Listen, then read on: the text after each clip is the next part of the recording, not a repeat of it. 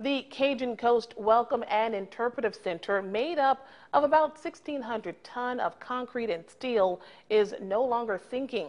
That's according to owner and contractor of Expert House Movers, Joe Matico. EHM of Missouri and Brownie Contracting Unlimited of Florida partnered to repair the foundation of the sinking building located on Martin Luther King Boulevard in Morgan City. In January, the companies began selective demolition on the facility that had noticeable cracks in the foundation first observed 11 months ago to the day.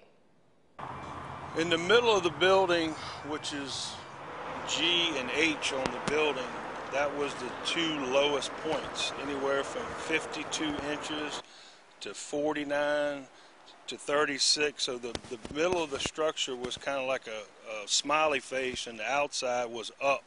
So down at 52, and the outside edges were actually above where we're standing 2, 3, 4 inches.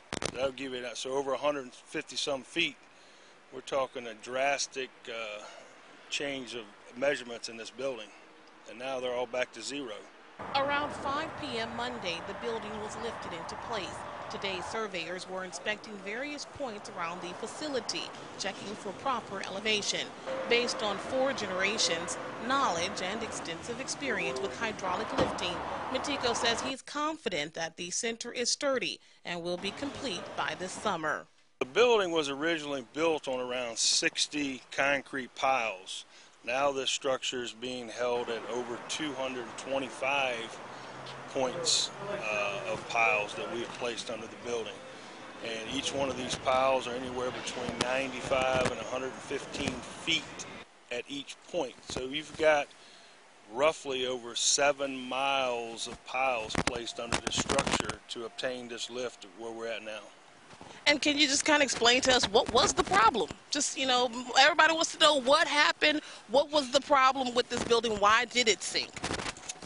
I have a pretty good idea, but the original piles that were placed under the structure, they just were not at its proper depth.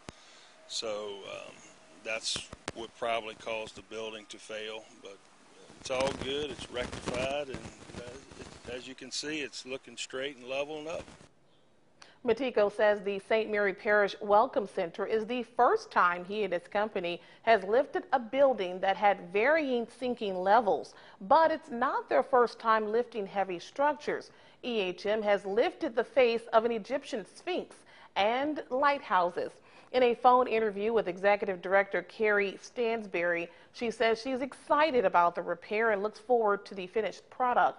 When asked about the first order of business, she responded by saying, "There are a lot of hurdles to get through before getting into the building, but we want to be organized so we can be ready to grow and plan our year for our visitors."